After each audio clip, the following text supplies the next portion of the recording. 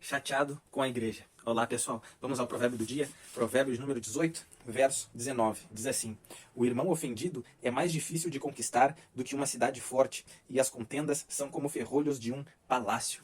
Então, nós vemos pela palavra do Senhor que há pessoas que são mais difíceis de nós conquistarmos, de nós evangelizarmos. Uma das classes é aquilo que Jesus falou, que é mais fácil passar um camelo no fundo de uma agulha do que um rico entrar no reino dos céus. Então, os ricos, aqueles que confiam nas suas riquezas, são difíceis de serem alcançados.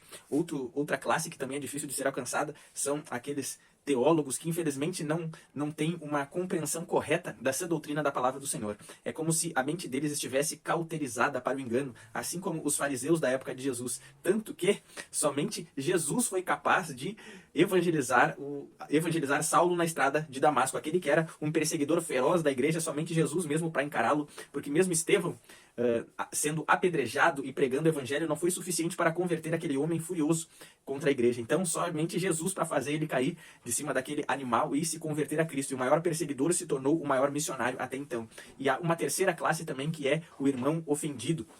Nós vemos aqui no texto bíblico que é mais fácil a gente conquistar uma cidade forte do que conseguir conquistar um irmão ofendido. Ou seja, é mais fácil a gente entrar em uma cidade e provocar um avivamento, ganhar muitas pessoas para Cristo, uma cidade onde as pessoas nem ouviram o evangelho ainda, não conhecem. É mais fácil conquistar toda essa cidade, assim como era mais fácil Jonas evangelizar toda a cidade de Nínive, assim como aconteceu e todos foram salvos. É mais fácil acontecer isso do que a gente conseguir trazer de volta um irmão ofendido. Alguém que se sentiu ofendido pela igreja e se afastou do evangelho de Cristo. Então, nós sabemos que isso, infelizmente, é bem comum. Pessoas que estão magoadas com a igreja, que estão chateadas com a igreja, porque em algum momento elas foram feridas. E pode ser que você que está assistindo esse vídeo, pode ser que seja uma dessas pessoas.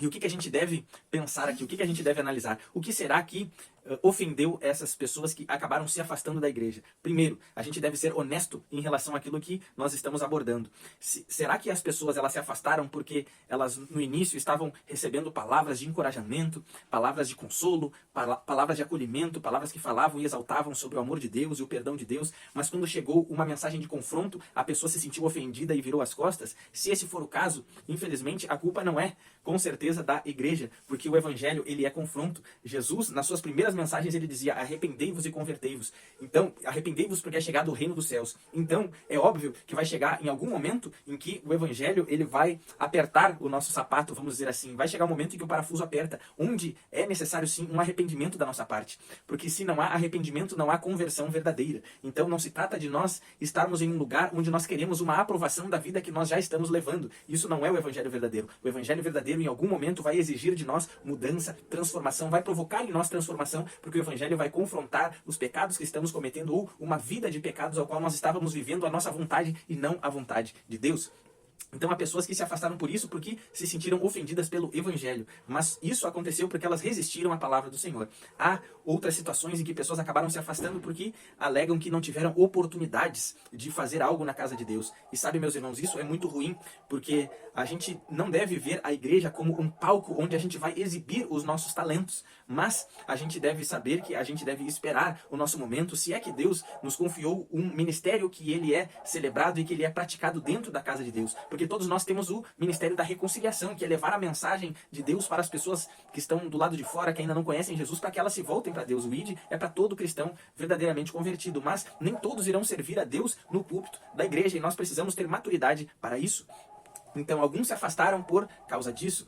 E há também aqueles que se afastaram por motivos honestos. Pode ser que em algum momento a pessoa ela não foi bem tratada, não foi bem recebida, ou pode ser que a liderança não era uma liderança saudável. Mas uma coisa eu digo, é muito importante que a gente seja claro, que a gente seja objetivo. Se alguma coisa não está certa em um lugar onde nós estamos congregando há um bom tempo, nós precisamos procurar a liderança e sermos claros e falar, e expor tudo aquilo que está nos incomodando e que não está correto com a palavra de Deus, se nós temos respaldo bíblico para isso. E depois disso, é necessário nós sermos justos e nós darmos um tempo para que haja uma mudança, se é necessário uma mudança em relação à palavra de Deus que mostra que aquela atitude não está correta. A gente precisa dar tempo para que haja assim arrependimento e uma mudança e transformação por parte daquela liderança. Não é por causa de um erro que a gente vai virar as costas e já vai embora.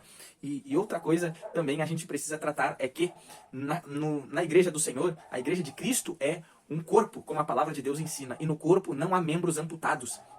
A Bíblia fala em Hebreus que a gente não deve deixar a nossa congregação como é o costume de alguns. E depois ela fala de pessoas que se esfriaram, que se apostataram e que se afastaram do Senhor Jesus de forma definitiva. Então, não é porque em um lugar onde você estava congregando as coisas estavam erradas e você foi ofendido que nenhuma igreja presta. Isso não é verdade. A gente tem que ter uma visão mais aberta do reino de Deus. Pode ser que aquela igreja pela qual a gente passou aconteceu algo errado, mas isso não significa que todas as outras estejam erradas. Há muitas igrejas, a gente precisa sair da nossa bolha e enxergar, encarar o evangelho como o reino de Cristo. Se não está correto, se tudo está errado, se há coisas gravíssimas acontecendo na congregação onde você está, vá para uma igreja onde é pregada essa doutrina da palavra do Senhor, onde há retidão e permaneça lá. Mas não use isso como uma desculpa para você se afastar definitivamente da casa de Deus. Porque quando a gente faz isso, nós estamos deixando que o mal que os homens fazem fale muito mais alto do que o bem que Jesus fez por nós na cruz do Calvário. E a gente não pode utilizar isso como uma desculpa para a gente se afastar de Deus. Aquele que se afasta de Deus por fraqueza de pecados é mais fácil retornar porque ele sabe que ele está errado. Mas aquele que se afasta por causa de um erro de irmãos ou de uma liderança é mais difícil voltar, porque ele acaba utilizando aquela ocasião isolada, aquela decepção isolada, como um argumento para ele continuar no erro e mergulhar cada vez mais no pecado. Então seja sincero com você mesmo e encare a sua realidade. E saiba que há muitas pessoas sérias, há muitos pastores que são sim segundo o coração de Deus, como Deus falou através de Jeremias 3,15, que levantaria pastores segundo o seu coração. Há pessoas que pregam o evangelho verdadeiro, a sã doutrina do Senhor. Então, com certeza, há sim casas de Deus onde é pregado o evangelho verdadeiro e há um lugar para você lá, se assim mesmo você realmente quer um compromisso e ter uma vida com Deus. Que Deus abençoe poderosamente a tua vida. Essa era a mensagem de hoje. Magoado com a igreja. Então compartilhe essa mensagem, curta esse vídeo, se inscreve no canal, ativa o sino de notificações. Peço que você deixe o seu comentário, o que você achou desse conteúdo.